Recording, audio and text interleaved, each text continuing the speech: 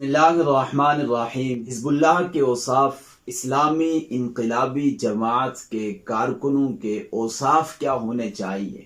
سب سے پہلا وصف تو یہ ہے کہ کونوا ربانیین، کہ وہ کارکن اللہ والے ہوں۔ قرآن مجید میں آتا ہے وَكَأَيٍّ مِّن نَبِيٍّ قَاتَلَ مَعَهُ رِبِّيُّونَ كَثِيرٌ، کتنے ہی نبی ایسے آئے ہیں کہ ان کے ساتھ ربانیین نے مل کر، اللہ والوں نے مل کر کافروں کے خلاف قتال کیے۔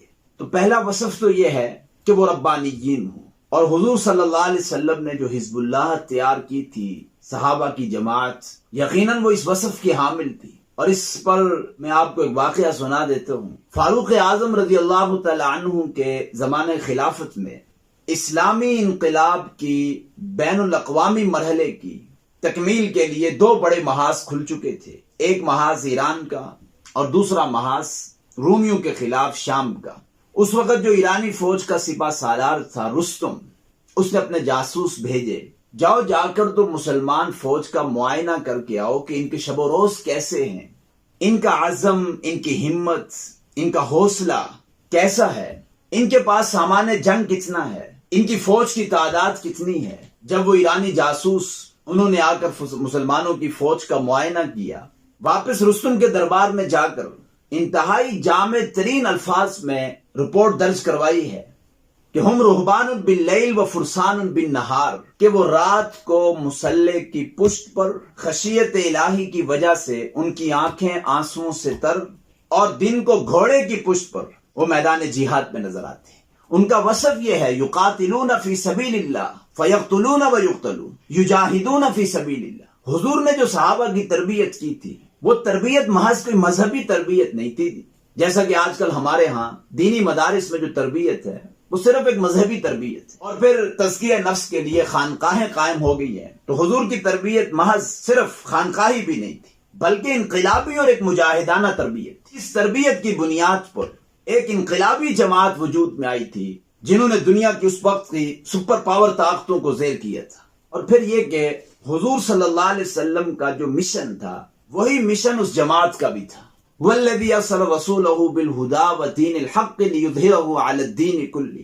حضور کی بعثت تو اس مقصد کے لیے ہوئی تھی کہ وہ دین حق دنیا کے تمام ادیان کے اوپر غالب ہو جائے۔ اور جس موقع پر یہ آیت قرآن مجید میں آئی ہے سورہ فتح میں، والذی ارسل رسولہ بالہدی ودین الحق لیظہرہ علی الدین کلہ وکفی باللہ شہیدا، اس کے متصلاً بعد محمد الرسول اللہ والذین معہ، کہ محمد صلی اللہ علیہ وسلم اللہ کے رسول ہیں، اور وہ لوگ جن کو محمد صلی اللہ علیہ وسلم کی معیت حاصل ہے، جو حضور کے ساتھی ہیں، ان سب کی جو مشترکہ جد و جہد ہے، سعی و محنت ہے، وہ غلبہ دین کی ہے۔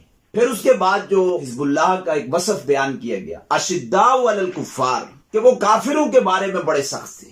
جب اس جماعت کا کوئی بھی ایک انقلابی شخص یہ سمجھ جاتا کہ رائج الوقت جو نظام ہے یہ نظام باطل ہے، اب جو بھی اس نظام باطل کے ساتھ وفاداری کا رشتہ رکھے گا، وہ چاہے باپ ہو، چاہے بیٹا ہو، چاہے بھائی ہو، یا کوئی اور رشتہ دار، ان کے ساتھ اس انقلابی کارکن کا اب کوئی تعلق باقی نہیں رہ سکتا۔ کیا غزوہ بدر اس کی واضح مثال موجود نہیں ہے؟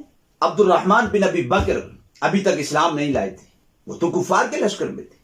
ان کے والد ابو بکر صدیق رضی اللہ تعالی عنہ، وہ تو حضور کے لشکر میں تھے۔ عبد المطلب کا ایک بیٹا عباس، ابھی تک انہوں نے اسلام قبول نہیں کیا، وہ کفار کے ساتھ تھے۔ اور دوسرا بیٹا حمزہ، وہ رسول اکرم صلی اللہ علیہ وسلم کے لشکر میں تھے۔ ایک طرف لشکر کفار کا سپہ سالار عتبہ بن ربیعہ، اور اس کا اپنا بیٹا ابو حذیفہ بن عتبہ، وہ رسول اکرم صلی اللہ علیہ وسلم کے ساتھ۔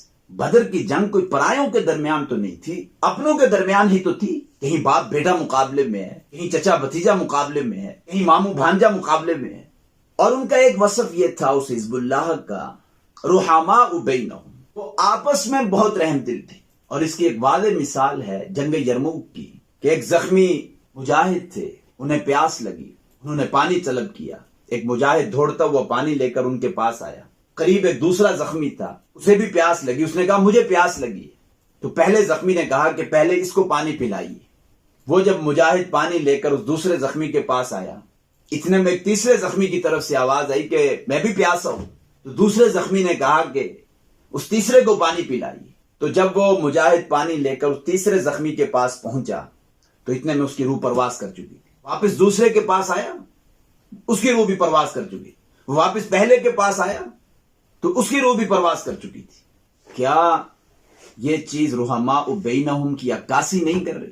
صحابہ کا وصف تو یہ تھا وَيُؤْثِرُونَ عَلَىٰ أَنفُسِهِمْ وَلَوْ كَانَ بِهِمْ خَصَاصَةٌ.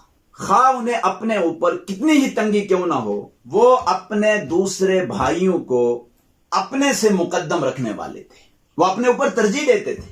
اسی طرح اس جماعت کا ایک وصف یہ ہے ذوق عبادت وَتَرَاهُمْ رُكَّعًا سُجَّدًا، کہ تم دیکھو کہ انہیں رکوع اور سجدہ کرتے ہوئے. یہ ان کا وصف تھا. اور ایسے ہی ان کا ایک وصف یہ بھی تھا کہ جوش جہاد اور ذوق شہادت، ان کے اندر جہاد کے جذبات تھے، شہادت کا شوق تھا.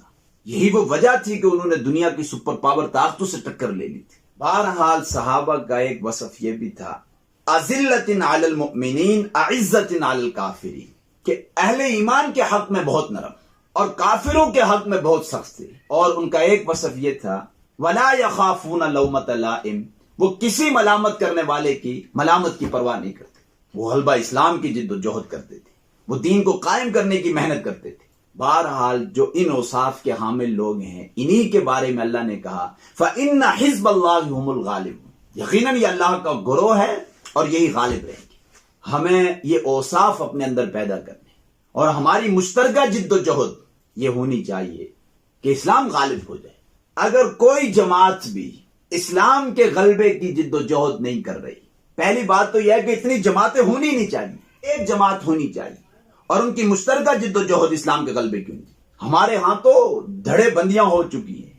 اگر کسی جماعت کی جد و جہد اسلام کے غلبے کے لیے نہیں ہے، وہ کبھی بھی اسلامی انقلابی جماعت نہیں کہلا سکتی. اسلامی انقلابی جماعت تب کہلائے گی جب وہ اسلام کے نظام کو قائم کرنے کے لیے جد و جہد